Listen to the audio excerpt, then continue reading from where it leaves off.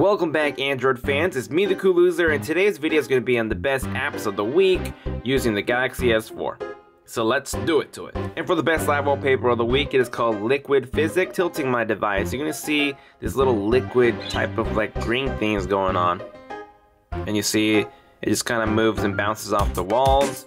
Alrighty, let's get on with the best apps of the week now, shall we? And I'll start off with one of my favorite home launchers, which is called Repix Launcher. Those of you guys who aren't using, Nexus devices, who want that type of look, I mean, these applications are very old, but this is the one you always see. As you see, you get the the box look to it. And the reason why I choose Repix Launcher over a lot of other ones is because it has more customizations that other ones you have to get pro features for. And this one you can go to the home screen settings, so you can change the grid so you can have more icons on the screen, and infinite scrolling, and then a whole bunch of transition effects if you want to change it up as well. See hidden apps and drawer app sortings and styles and more grid changing as well there than the dock. So the dock is what I like about this, is that you can put more.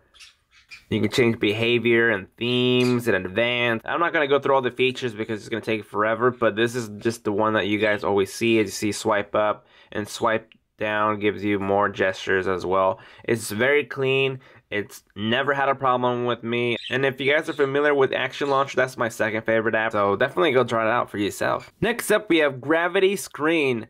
And Gravity Screen is exactly like this. So let's say I'm going to put my phone in my pocket. You got proximity sensors, all these on top. They do different things. And let's say that I put my phone in my pocket and it's going to cover the sensor, and it just turned off in my pocket. I didn't have to, turn the power on or off. And then as soon as I take the phone out of my pocket, it's going to turn back on without the lock screen. Now, there's options in there that you'll see the lock screen, but I disabled it. So why would I have to unlock my phone when I want to pull out the phone and make it work already? So that's a really cool part. You see it takes 1.5 seconds to lock it, and then pretty much instantly to unlock. Now, if you want to disable that, you can. So let's go into the settings. Here's the pocket sensor. So as soon as you, tilt to a certain angle, it's going to know that you're trying to turn it off. Table sensor, so as soon as it covers the 10% degree, instead of pressing your power key, you could also do this and turn your screen off, and it'll turn off. And then if you want to turn it back on, just do that. So it's a cool little way if their button's not working or something like that as well. And you don't have to be rooted with this. Also, if you want to disable the lock screen right here, this is what you want to check on.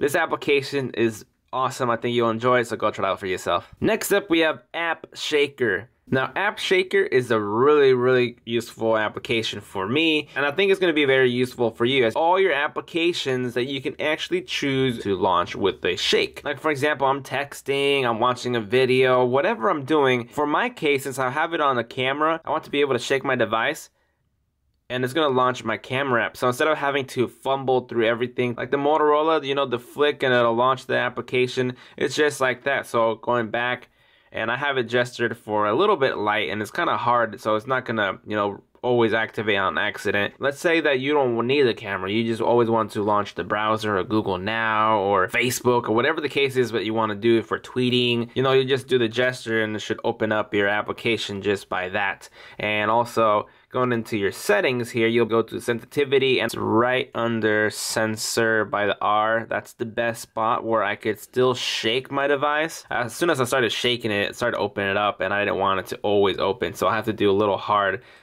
and that's where I have it at. Easy to use, it's gonna work for you, so go try it out for yourself. Here next we have Timely. Timely is a beautiful clock and alarm and stopwatch. As you see, you get full animation in the background. You scroll to the right side and you get a different color. Background is all live wallpapers, and you go to the right and you see you got this timer, and you actually go down and you'll switch to the stopwatch. So clicking stop, and you will see that you get the animation moving around, and look at the animation for the number change. It looks real clean and nice, and then you can see it moving down. Pause it, refresh it, go back to the timer, and you can see just more stuff there. And this is just your clock, just to see it. You can see you can tap on it and you get like the ripples effect. Going to the left side, this is for setting alarms. I have an alarm right there. I can click down here to set a new alarm, and as you see right there at 12, I can drag and look at the animation move around. It just looks so clean and nice on your phone. You can tap on the screen to add 5 minutes, and then you can press done. And when you press done, you see the alarm is on. And you can click into here and you'll be brought up to when are the days that you want it to be. You're going to be able to answer a math puzzle. You can do the pattern or match it. When the alarm goes off, I'm going to have to do the pattern that it told me to do, so it knows that my brain is active and aware to, you know, wake up, change themes. And lastly, if you have a whole bunch of other devices, this will sync with your tablet, with your other phones. If I dismiss it on my tablet, it's going to dismiss it on my phone as well. It's definitely really cool, so go do it to it. Here next we have Finger. This application right here is a quick gesture application shortcut. I don't know if you noticed, but there's been like a little dot the whole entire time and it doesn't go away. Well, I can hold on to it and drag it or on the right side of the screen, so it's not going to be in the middle. As soon as I click onto it, it's going to bring up this little screen right here, and it's going to give me a little gesture opportunity to do it. Oops. There we go. You know, you'll have to memorize your gestures that you set up, but you can do it on top of any application, and I also have one like this that'll launch my display settings. Keep clicking, and whatever you have set for, you know, obviously. And I think for Gmail, I did this one, and there you go.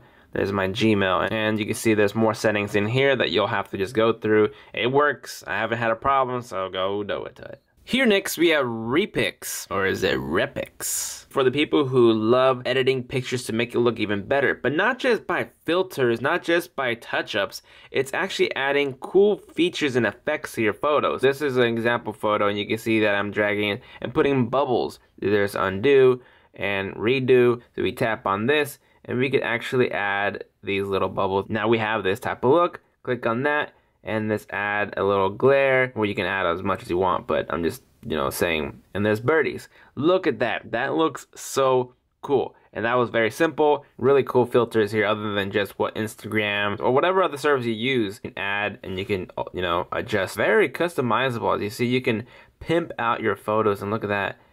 Look at that. That is cool. Look, and tell me that's not cool to add for your pictures. Frames as well. And go into here into cropping, so if you want to crop out certain parts. So it's definitely a really nice one. I suggest you to try it out, so go do it. Next up we have Ibotta. Who doesn't go grocery shopping these days? Even if you don't, tell your parents. This application is going to save them money. So the point of having this application is when you go to your favorite store, or you see exactly right here, 75 cents if you buy this, wherever it's going to be where you can buy it. If you have your receipt, take a picture of your receipt, and it's going to know that you bought it. It's going to give you money. So it's legit money. If I go to invite friends, I will get 50 cents for every person who's referred. But this is where you share, and there's my invite code I can add in the description. Into the offers, if we go to, you know, sort, and you will see all offers, baby, kids, beverages. So if you want to go for beverages, here it is. When I walked into a couple stores, it actually knew where I was, and it's like, hey, don't forget to buy this since you're here at Fred Meyer's. Get more points, earn money. And I was like, sweet. If you're going shopping, save your receipt, going through this and be like, oh, I bought this, snap the receipt, and it's gonna know, and these people are gonna like give you money. These are just the nearby ones, and then you go A through Z, and you can see more stores. You're gonna have to mess around with the app and see what you can get, and once you're ready, you can go withdraw cash. Definitely a must-try application, so go do it to it. Here next we have Drippler. It's gonna do a diagnose test on your phone, and the point for that is to actually recommend stuff for your phone. It's gonna recommend like updates and tips and tricks on what to do with your phone. Since I already do that for you, what's the point of this is the fact, you know, there's a lot of other things out there that I don't even get to on time or I've missed. So don't use this to replace me. I'm just saying, if you never watched my videos, then how would you have known to, you know, get this one? But it's not gonna replace me. I'm just saying Galaxy S4 owner, so if you want to click onto it, it'll go into like, here's the read source. I might find new stuff on here that I haven't heard yet, but it's really cool that it recommends stuff for your phone, you know, for rooted users and not rooted users as well. It's not a must-have application, so go try it out for yourself. And last but not least, we have scientific 7-minute workout. The reason why I brought it is because I like to be active. I want to help out people who probably want to, you know, work out. But who doesn't have 7 minutes? I don't know. Since it's 7 minutes, it should be an easy workout for you, and it's not going to be any hardcore stuff. You don't need any weights. So jumping jacks, it wants you to jump for 30 seconds. It doesn't matter how many you do. If you can do 100, so what? If you can do 10, so what? Just do it for 30 seconds, and there's the wall stand where you actually put your back on it and you act like you're sitting on a chair. That's actually a lot tougher than you think. A picture of like how to do it. If you didn't know how, then skipping along. I'm just skipping through stuff. It's counting down the whole entire time, and once you're finished with the workout, it's gonna tell you, hey, if you want to keep a workout sheet, you gotta get the pro version. But you see, this is how it would be. Like, say, how many times did you do this workout in a day? That's pretty much all this workout does. But if you go into like the settings, you can choose exercise break length. But clicking onto the science, you will see how exactly does this work. So do you want to know why this method actually works? I take longer toilet breaks than this. Get sexified with 7-minute workout. And there you guys have it. These were the best apps of the week right of Google Play, brought to you by me, the cool loser, using the Galaxy S4. It doesn't mean that these applications are not going to work on other devices. Some applications have to be higher end to work, but for the most part, just because I have a Galaxy S4 doesn't mean you won't be able to watch my channel or get future stuff, because it's all Android related. So love it. Until next time, for the best games of the week on my tablet here, which is the 2nd generation, I'm gonna start reviewing some high-end HD quality games with some paid, so prepare for that. And that's pretty much all I got to say, so let's put my phone in my pocket. Later.